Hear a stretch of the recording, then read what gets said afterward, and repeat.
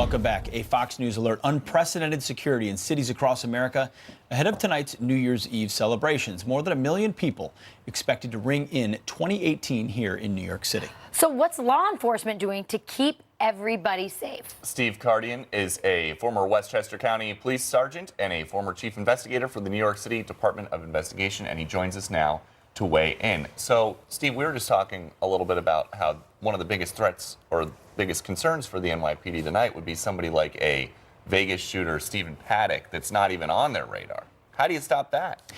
Well, that's their big concern. The unknown is what is really a big threat to them. But the NYPD is making a statement. They're all over the media. You've never seen this type of activity with the NYPD. And they're saying, not tonight, not on my watch, and if you come, we're ready. And so, but it's not just the inner circle of Times Square. I mean, sure, they're shutting down parking garages. I mean, they're sealing manholes. I mean, all the things that we hear to take on.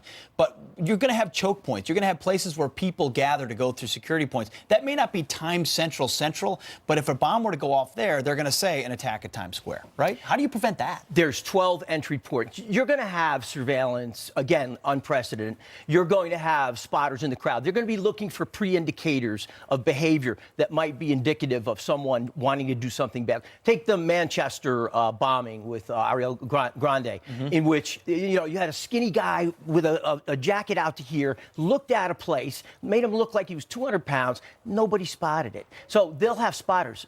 Pre-indicators of behavior are what they're going to be looking for. How has the Vegas massacre changed the way they're policing in Times Square? Because there are huge, tall buildings all around it. So how has that changed it? Well, they've always had snipers, but tonight we're going to see a crazy amount of people in positions that you've never seen before, because that incident, the Vegas incident, changed the way every time something like this happens, it changes the way law enforcement approaches terrorism. Are they going to go room by room and all the rooms overlooking Times Square? I mean, honestly, do they have the ability to go into those hotel rooms the day of and make sure someone's doesn't have a cache of weapons?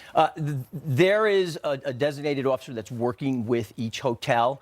And so I'm sure that that's being done to some degree. But there's an officer or a group of officers that are assigned to the major hotels, especially the ones that are facing. Right, and they're probably tracking. Is somebody doing something kind of unusual? They said that the man who did that in Las Vegas, he was in his room for days on end. They could see maybe that was. Well, the employees are told to look for specific things that would be a red flag for law enforcement, if you will.